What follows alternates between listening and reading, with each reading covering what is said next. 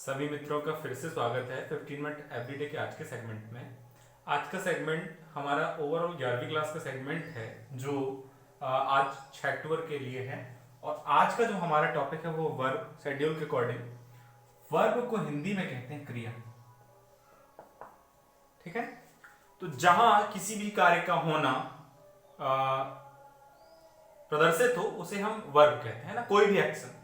ठीक है, इसकी इंग्लिश में डेफिनेशन बनती है a verb is a word which tell us something about any action. Which tell us something about any action मतलब कोई भी ऐसा एक्शन है उसे जो बताता है वो क्या है, क्रिया है। ठीक है, इसके एग्जांपल देखिए, बहुत सरल है, जो भी एक्शन है वो सारे क्या है, वर्ब है। जैसे उठना, ठीक है, बैठना, उड़ना, रोना, खाना,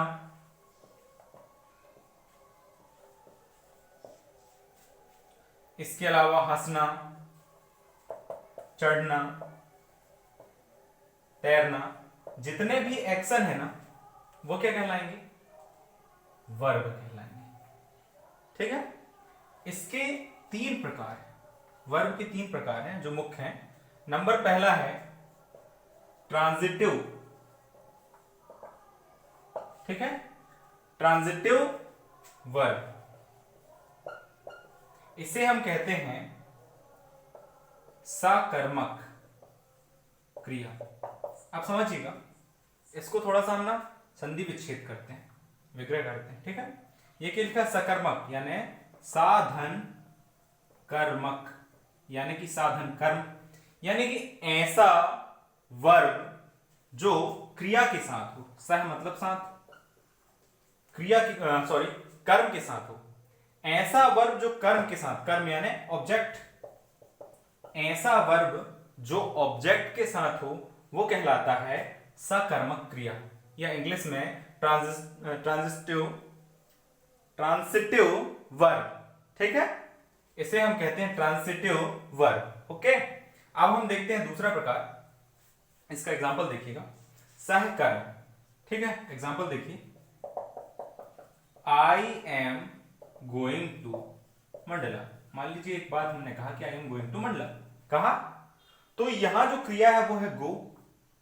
ये क्या है, क्रिया, वर्ब है। और मंडला क्या है, कर्म, ऑब्जेक्ट है। तो जहां किसी वाक्य में क्रिया और कर्म दोनों हो वो कहलाते हैं ट्रांजिटिव वर्ब या सकर्मक क्रिया। ठीक है, अब दूसरा प्रकार देखते हैं,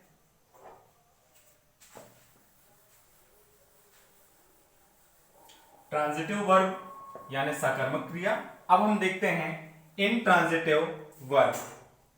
दूसरा प्रकार है इनट्रांजिटिव वर्ब, इसे हम कहते हैं आकर्मक क्रिया, आकर्मक क्रिया। ठीक है, वहां हमने विच्छेद किया था, यहां फिर से करते हैं।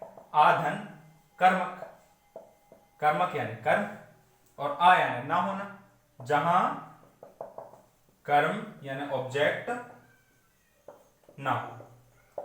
ठीक है, अब सुनिए, कुछ एक वाक्य ऐसे होते हैं जहां बिना ऑब्जेक्ट के वो पूर्ण होते हैं। जैसे देखिए, वह पढ़ता है,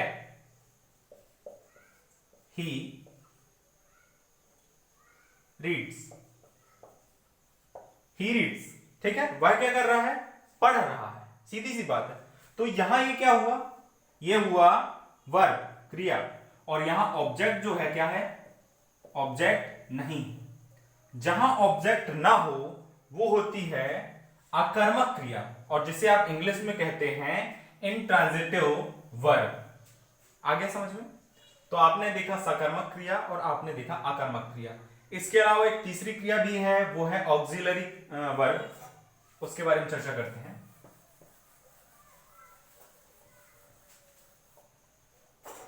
तीसरा प्रकार है ऑक्सिलरी वर्ब, इसे हम कहते हैं सहायक क्रिया। तो क्या होता है, टेंस वॉइस नरेशन या किसी भी सेंटेंस में मुख्य क्रिया के साथ साथ सहायक क्रिया भी होती है जो कर्ता के तुरंत बाद होती है।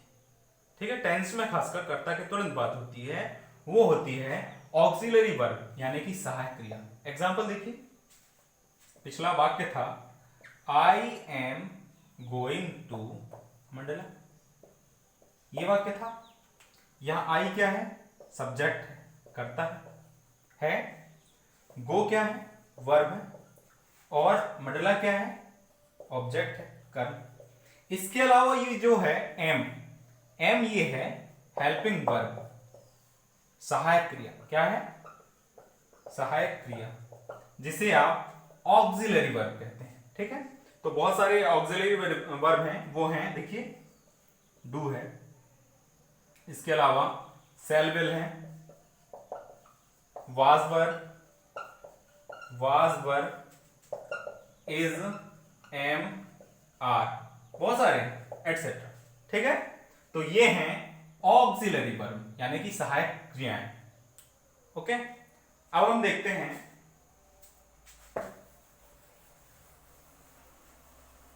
इनका संयुग्मन, देखते हैं कंजुगेशन।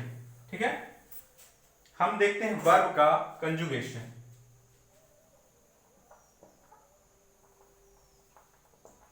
Conjugation of verb. ठीक है, इसको समझते हैं कंजुगेशन क्या है। यह है क्रिया संयुग्मन, मतलब क्रिया को संयुग्मन ना कहकर इसे हम संयोजन कहें, व्यवस्था। ठीक है, क्रिया की व्यवस्था। तो आप कहीं ना कहीं सुने होंगे कि क्रिया 3 रूपों में होती है, form of verb, 3 form of verb. ये वर्ड आपने सुना होगा, 3 फॉर्म ऑफ वर्ब। इसका मतलब होता है क्रिया के 3 रूप, क्रिया के 3 रूप। ठीक है, इस पर आपने देखा होगा कि बहुत सारे शब्द होते हैं, जैसे go, went, gone, ask, asked,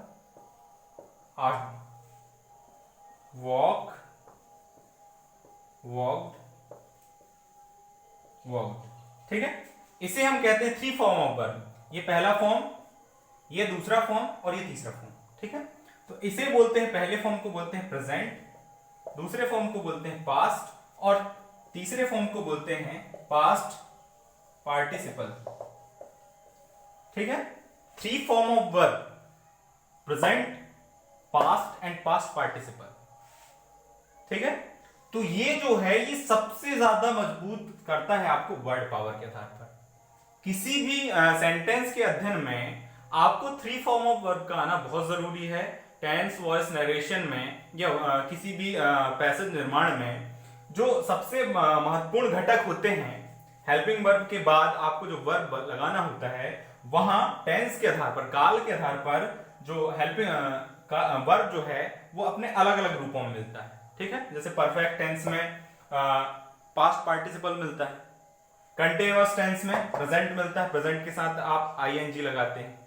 ठीक है, तो ये चीजें होती हैं। अब इसके आधार पर भी ना 2 प्रकार होते हैं, क्रिया संयोजन के 2 प्रकार होते हैं, वो देखते हैं। 3 फॉर्म ऑफ वर्ब के लिए आप ये करें, कहीं भी से, किसी भी ग्रंथ से, किसी भी बुक से 3 फॉर्म ऑफ वर्ब लगभग कम से कम 150 प्रकार तो ऐसे हैं जो आपसे आने ही चाहिए। उनको आप देख लीजिएगा, नोट कर लीजिएगा और देखते रहिएगा, तो वो आपको प्रिपेयर हो जाएंगे। ठीक है, तो अब हम क्या करते हैं, 3 form of verb, 3 form of verb के आधार पर वर्ब का बंटवारा। इसके आधार पर भी ना वर्ब का बंटवारा है वो 2 तरीके से। ठीक है, वो देखते हैं। सबसे पहला है स्ट्रॉन्ग और दूसरा है वीक। ठीक है, इसे हम कहेंगे स्ट्रॉन्ग वर्ब और इसे हम कहेंगे वीक वर्ब। स्ट्रॉन्ग यानी मजबूत और वीक यानी कमजोर। तो ऐसे वर्ब जिनमें प्रेजेंट, पास्ट और पास्ट पार्टिसिपल वर्ब के तीनों फॉर्म है ना, देखिएगा एक है, पिछला एग्जांपल हमने लिया था गो, वेंट, गॉन लिया था। तो ये तीनों कैसे हैं? अलग। इसमें आपने ईडी या ईडी जोड़ करके सेकेंड और थर्ड फॉर्म नहीं बनाया है, नहीं बनाया ना। तो जहां वर्ब के सेकेंड और थर्ड फॉर्म अलग अलग हों, जहां वर्ब के सेकेंड और थर्ड फॉर्म अलग अलग हों, वो होते हैं स्ट्रॉन्ग वर्ब। क्या होते हैं? Strong verb. Second and third form कैसे हों? अलग अलग। ठीक है, गो, वेंट, गॉन, वेंट, गॉन। ठीक है, सेकेंड हुआ वेंट, थर्ड हुआ गॉन। और यहां ऐसे आते हैं वीक वर्ब में जिसमें सेकेंड और थर्ड फॉर्म इक्वल होते हैं और वो संभवतः है ईडी लगा देने से बन जाते हैं, जैसे वॉक, वॉक्ड, वॉक्ड। ठीक है, अब देखिए इसमें एक और इसका एग्जांपल देखिए, ये भी हो जाएगा टेक, टुक, टेकन। ये दोनों बराबर हैं? नहीं है। जब ये दोनों बराबर नहीं है तो ये बन जाएंगे स्ट्रॉन्ग वर्ब। और ये देखिए सेकेंड और थर्ड फॉर्म कैसे हैं?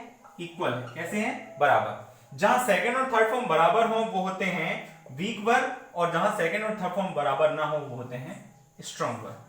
ठीक है, तो 3 फॉर्म ऑफ वर्ब के लिए आप कैलेंडर तैयार कर लीजिए और अच्छे से तैयारी कीजिए। और आज के सेगमेंट में बस इतना ही।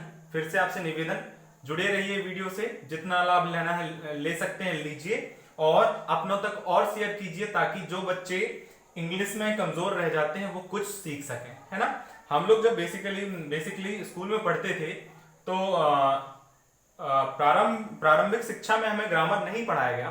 6 to 8 में थोड़ा बहुत पढ़ाया, और हमारे जो टीचर थे वो इतने स्पेशल थे कि वो टेंस के केवल 2 प्रारूपों तक में ही हमें 6, 7, 8 को ऑफ कर दिए थे। उसके बाद उन्होंने कुछ नहीं पढ़ाया। 9th, 10th में जब हम गवर्नमेंट स्कूल में गए तो वहां के टीचरों का कहना था कि आप बचपन से तो पढ़ के आए हैं।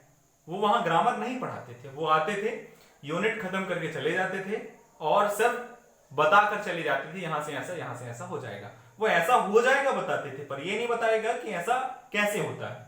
ठीक है, तो आप लोग कृपया करके ग्रामर से जुड़े रहिए और ग्रामर का जितना लाभ आप ले सकते हैं लीजिए और अपनों तक भी प्रेषित कीजिए। ठीक है, जुड़े रहने के लिए एक बार फिर हृदय से आभार, धन्यवाद।